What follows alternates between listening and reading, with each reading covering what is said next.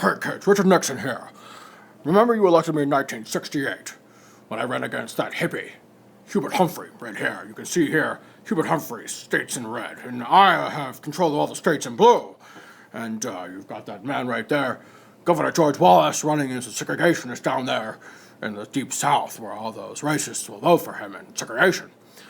Now, when I was running for presidential office in 1968, I said to Americans that what I need here more than anything else, I need to mobilize, get them to the polls, the middle Americans, part of the middle class, part of the upper class, who weren't protesting. They weren't there trying to say that America was failing at this war in Vietnam. They weren't there to say that we should have some kind of crazy revolution.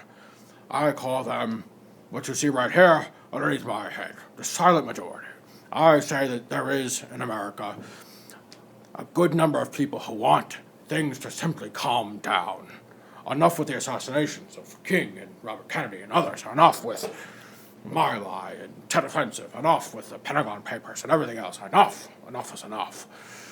And I say that we have to have the silent majority come forward and say that we need an end to turmoil in America. And you can see that here, right here. So I give my speech and I say to Americans before I win the presidency tonight, to the great silent majority of my fellow Americans, I ask for your support. And this is important because the silent majority wants to think things return to the way they used to be, an America that is going to be, well, in this case, a more modern America, as you can see right here, a more middle-of-the-road approach, an America that is not going to be too conservative or too liberal, an America that's going to be right down the middle. And that's the whole point that what Richard Nixon is trying to say, is that we need to get America back to the middle. We need to get away from the extremes at either end, the hawks and the doves. We need to be done with that. We need to find some moderation. And there are lots of people who kind of buy into this, I wish things were the way they used to be mentality, even today. There's a reason why Donald Trump has stolen Nixon's tagline of silent majority and is using it, because the case Trump is trying to make is that there's a good number of Americans who want things to go back to the way they were before. I don't know what the before is and exactly which before Trump is talking about. And I don't know that many of the supporters do either, but what they do know is that they don't like the way it is now, and they want to go back to the way it used to be. And that's the same concept here that Nixon plays with his silent majority, and he's going to win. This silent majority will help him get elected, this middle America. And once he gets in, of course, Richard Nixon is going to be very much interested in foreign affairs. Remember this, he's elected in 1968 on the promise to bring us peace with honor, right? And this is a Cold War in America, right? Let's not forget that we have in red here on this map all of these countries that are communist in nature, right? You have the Soviet Union, you have China, you have North Korea, and of course you've got communist North Vietnam, right? Half of Vietnam is communist as well at this point in time during the Vietnam War. And Nixon's going to say, you know what, we need a new way to approach all of this if we're going to get peace with honor. What we have to do is link ourselves, and we're going to call this détente. We're going to say that we're going to relax tensions, détente. We're going to have a better understanding between our nation and other nations of the world that have common interests. Common interests.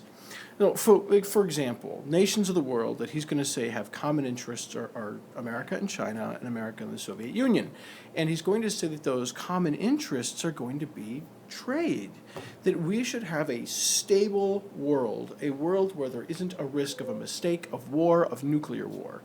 And he's going to say to these countries, to China, to the Soviet Union, he's going to say we need to find a way to put this whole Vietnam division behind us. So Nixon begins to try and build better relationships with his rivals to achieve peace. He visits, one of the places he visits is communist China. And this, of course, is a cartoon, obviously. But what you're looking at here is Nixon, that I circled in red, and he's dancing with the leader of China at the time, a guy named Mao Zedong. And the idea here is that if he can convince China to be our friend, then he can convince the Soviet Union too. Think about it like this, right? The Soviet Union has been our enemy for the entire Cold War. And if you go up to your enemy and you say, hey, enemy, let's just be friends, they're not likely to believe you, especially if you've gotten into fights or spats before. So how can you convince your enemy that you really do want to be friends? Well, maybe you look at someone else who's also an enemy, but maybe not as big of one, like China. And if you can become friends with that enemy who's not quite as big as the real big bad guy, then you can convince them that you're being serious. So that's what we do. We become friendlier with China in an attempt to make the Soviet Union more friendly. We even send, it's called ping pong diplomacy, believe it or not. We send our team of ping pong players over to China, they send theirs over to America, we play. It's just a way of beginning to talk, a way of beginning to show that we're not interested in threats all the time and in violence, but that we want some diplomacy. And of course this works. This works. Nixon ends up negotiating with this guy right down here, who's leader of the Soviet Union in the 1970s, a guy named Leonid Brezhnev. And he says to these countries, he says, you know what we need to do here is we need to get out of Vietnam with Vietnamization, but we need to recognize that it's not just about Vietnam, right? It's about something more than just Vietnam. So America is going to try and become kind of like the odd couple, right? We're going to try and pair up with the Russian bear here on issues that matter. And one of the issues that definitely matters to us, of course, is nuclear war. So Nixon is going to come to an agreement with Brezhnev, and he's going to say that it's called SALT, Strategic Arms Limitation Treaty. We're going to exchange scientific information, we're going to increase our trade, and we're going to freeze the number of nuclear weapons that we have on the planet to prevent us from getting into a greater nuclear catastrophe down the road. And this is successful. And what you should notice about this is that, again, it's all this issue of moderation, right? Vietnamization, we get us out of Vietnam, the South Vietnamese end up doing more of the fighting. China, we become friendlier with China in an effort to get out of Vietnam, but also in an effort to show the Soviet Union that we're serious about being friendly. And SALT I, the Strategic Arms and Limitation Treaty, this idea that we can have a more moderate relationship with the Soviets and that it doesn't all have to be full of pressure and tension and fear like it usually is in the Red Scare and in the Cold War. The problem for Nixon is that all of these great foreign policy achievements had been overshadowed toward the end of his first term in 1972 and the beginning of his third term in 1973. And here's the story of what happens. There is a hotel, and it's the one right above my head, right up here. Boop, boop, boop. It's called the Watergate Hotel. Inside that hotel was the headquarters of the Democratic National Committee. This is the people in charge of whoever is running against the president for his reelection. And Nixon's political aides and allies want to get as many advantages as possible in this campaign for president in 1972. So here's what they do. His aides approve a break-in, a burglary of the DNC, Democratic National Committee. In fact, there's your word to put into your little slip of paper, Democratic National Committee. And their job is to steal as much stuff as possible. So here is what we see.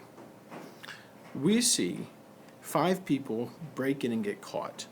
And one of them, James McCord, that's this guy right up here, he's not only an ex-CIA officer, but he's also a member of the Commission to Re-elect the President. And so the FBI starts to get a little curious, and they start to investigate. And at every turn, they're met with difficulty and trouble because President Nixon used his power to cover up the break-in at the DNC headquarters. Nixon orders documents to be destroyed, he orders phones to be wiretapped, he orders the CIA to pressure the FBI to get them to stop investigating who paid off the burglars and who wanted them to actually go and break into the Watergate Hotel. And this is the beginning of the end, right? And what we're going to see here is something called, in this Watergate crisis, we're going to see a list of people that are going to be apprehended, one after the other after the other. And in, of course, the red highlighted right here are our 5 burglars that are picked up from the Watergate scandal. And what we're ending up seeing here as President Nixon's term comes to an end is that all of his successes will be overshadowed by Watergate, and this is going to poison the American view of government up to the present day. Constant suspicion that our government is lying to us, constant suspicion of corruption, all these things will play a role in how we view our government even today. You know, and at first, Nixon doesn't even get in that much trouble. He denies any connection at all with the burglary. He's reelected in 1972. The burglars end up going on trial. And one of those burglars, a guy named James Dean, and he ends up saying that, right here, John Dean, boop, sorry, not James Dean, John Dean. He ends up saying that the Watergate break-in had been ordered by Attorney General John Mitchell. In other words, the guy who is the most powerful lawyer in the country, who is one of President Nixon's closest advisors. He's the guy who supposedly ordered the break-in. So we end up with more and more people now getting into trouble. We've added John Dean and we've added John Mitchell to this list of people that is now in trouble over the break-in. And one of them, John Mitchell, is an incredibly close advisor to the president. John Dean also says that President Nixon knew and took part in the cover-up. And he says that's early into President Nixon's second term in 1973. And Congress, of course, is going to say, well, wait a minute, President Nixon. How do we know what you've said or what you haven't said? They discover that the president has in his office this thing right here. It's a tape recorder. And its goal is to record presidential conversations so that you can have help with your memoirs and that you can record, no matter how small, any promise or statement that a president might make. Congress finds out about this and wants the tapes. He says, "Look, Nixon, turn the tapes over. If the tapes are legit, if you haven't done anything, just give us the tapes and we'll know, we'll play them, and no one will know anything, and we won't share them, and it's all good." And Nixon says, "No, you can't have my tapes. This is about executive privilege. If I hand these tapes over to you, I'm going to compromise national security. You aren't allowed to know what I say in my job as chief executive. It's my job to handle our nation's security, not your job, Congress." And he calls this executive principle, this idea that any conversation in the White House should be secret and should be confidential to protect national security. Something interesting is going to happen with these tapes. And that interesting thing is that Nixon is going to be forced to hand them over. It goes all the way to the Supreme Court. The Supreme Court says, "You got to hand the tapes over, President Nixon." And so he does. He hands them over to the House of Representatives, and a committee in the House of Representatives, the House Judiciary Committee, votes to impeach Nixon on 3 charges. He says obstructing justice, misusing federal agencies, and defying the authority of Congress. But here's the trick. This doesn't mean he's guilty. It just means that he's going to trial. Now, Nixon has a choice to make. He can go to trial, but if he loses, then he's kicked out. Only one of our presidents been tossed before. Interesting. So does Nixon want to take that chance or doesn't he? Instead, Nixon writes this letter right here. That's his resignation. President Nixon is the only president to have resigned from the United States of America. As the highest office in the land. The only one. He's the first one, and he's the only one to ever resign. And now, Gerald Ford, who becomes the new president, that was his vice president, Gerald Ford now has a question to answer, because Gerald Ford obviously does not want any of this Watergate stuff hanging around, right? Oh, go, Richard, go and take that other thing with you. Take Watergate with you, Nixon, as you get out of here, right? Just get out of here. And so he has this question about what to do. What do I do with Nixon? Do I put him on trial? Do we not put him on trial? What do we end up doing? And the result here is that Nixon is going to receive a pardon. He's going to receive a pardon from President Ford. Now, why would President Ford do this? Why would he give Nixon a pardon? And a pardon, by the way, frees you of any crimes you might have ever committed. You can't ever be put on trial for anything you've ever done. So why would he do this? Because he's worried that a public trial will drag on forever, and America will never get over Watergate, ever. Well, you can imagine how many Americans responded to this, right? This idea that by pardoning Nixon, we can never put this man on trial, but he will never be found guilty. He gets away with it. Nixon never says, "I'm sorry." Never says, "I'm sorry." And this really upsets people. It diminishes his popularity. Some people begin to make jokes about it. They're going to vote for Jimmy Carter in 1977 as opposed to Gerald Ford because they're angry over this pardon.